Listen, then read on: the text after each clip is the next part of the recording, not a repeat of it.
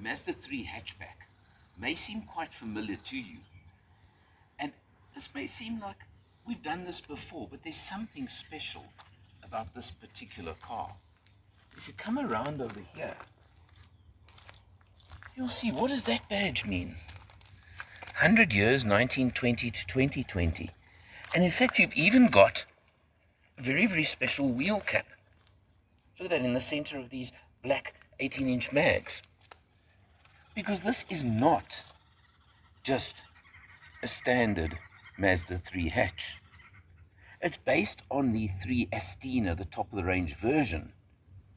But for the fundies out there, and for the collectors, if I tell you that this is one of only 3 cars like this in South Africa, not for sale to the public, brought in by Mazda South Africa for media only.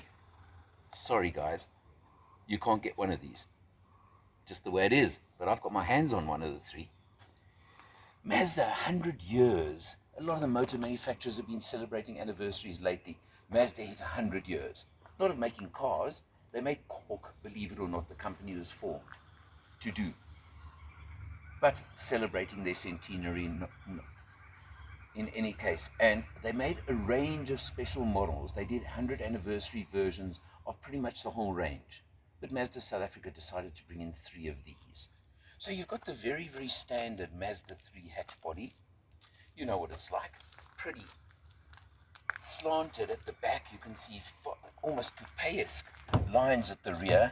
Let's just have a look while we're about it. What I like about the 3 and the 3 hatches, you can see the nice space in the back. Driver's seat is always set for myself. The plush burgundy leather Isofix on the outer seats. It's got all of the features you would expect from a Mazda 3 hatch. You come around over here to the back. You've got those very distinctive LED tail lights over there. You know them all. Very, very good size boot. And you can drop the rear seats, of course, 2/3, 1/3. Let me tell you, you can take a nice load. And you've got your space saver spare wheel. Let's not even comment. At least you have a spare wheel. So let's just leave it at that on there. Close the hatch over there. Sky Active G. We know Mazda's Sky Active technology, both on engines, suspension geometry, etc., to give the car the excellent road holding and behavior that it has on the road that we expect. 2-litre engine, 4-cylinder petrol, of course, not turboed, not boosted, 121 kilowatts, 230 Newton meters, gives you pretty good go, and that's nice as well. Let's jump inside and we'll look at a few of the very special features again on this 100th anniversary special edition. Among the special features of the 100-year edition is, if you look on the embossing on the headrest, that logo again, that same on the wheel caps, for example. Just something so special that you're not going to see again.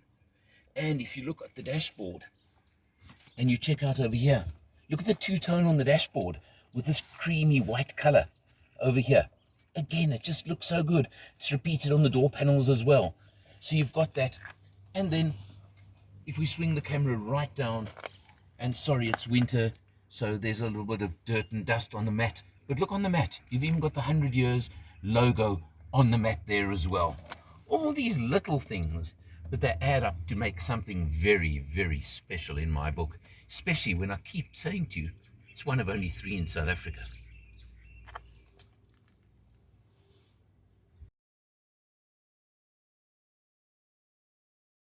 From behind the wheel, starting as always showing you fuel consumption. We've done 470 kilometers on this test, so it's a good test.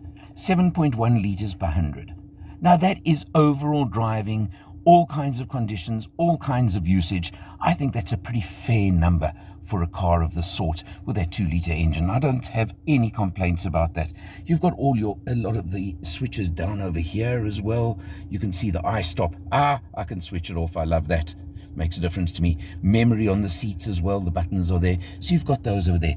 Of course, very important note, the upgraded Bose sound system. Really a good sound system on these cars, and Mazda have done a lot to do over there. You've got, of course, your cruise control buttons over there. This is all, I'm sure, you're used to it. And a nice little steering wheel over here. Feels good in the hands.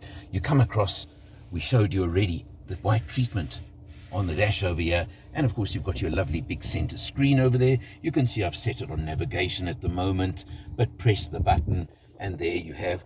And if you come down to the center over here, you'll see you've got, of course, the scroller over there, simply to turn it for various items, or the push buttons, etc. All works very nicely.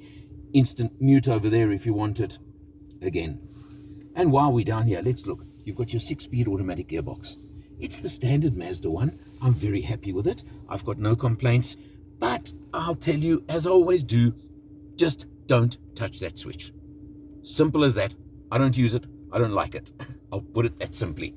It makes for screaming engine revs. You've even got your little tiny little pedals behind the steering wheel over here, but they're easy enough to click through and use if you want to, and you know how they work. Nice, easy, comfortable. You've got, of course, down below your air conditioning, your dual zone climate control system, and your controls. Again, I like it a nice, clean area over here, and that makes a big difference as far as I'm concerned. You've then got that's a CD slot over there, believe it or not. You've still got one of those in this car.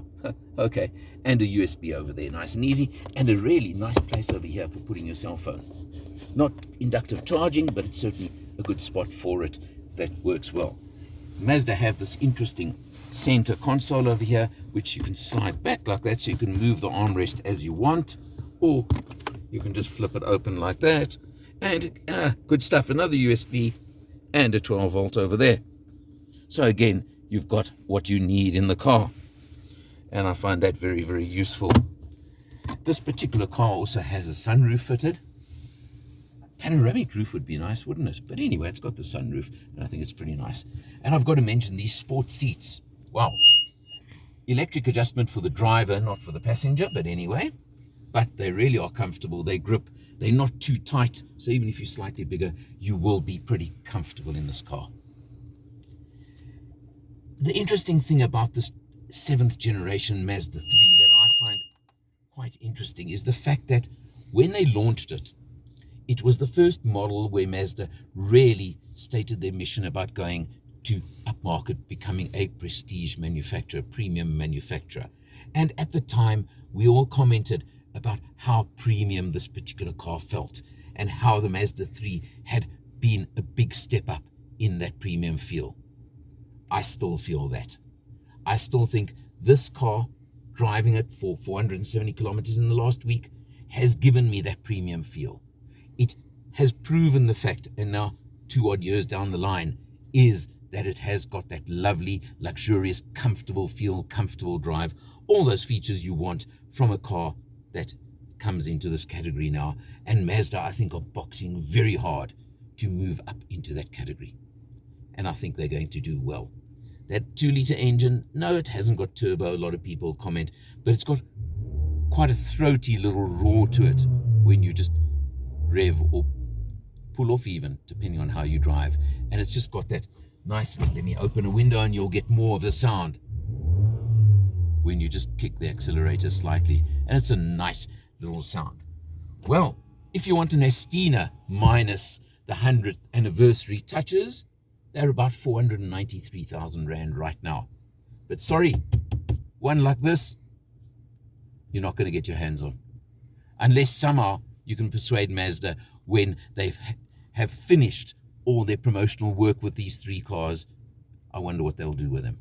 Could be interesting to find out. For Motor Matters, I'm Eleanor, and I'll see you next time.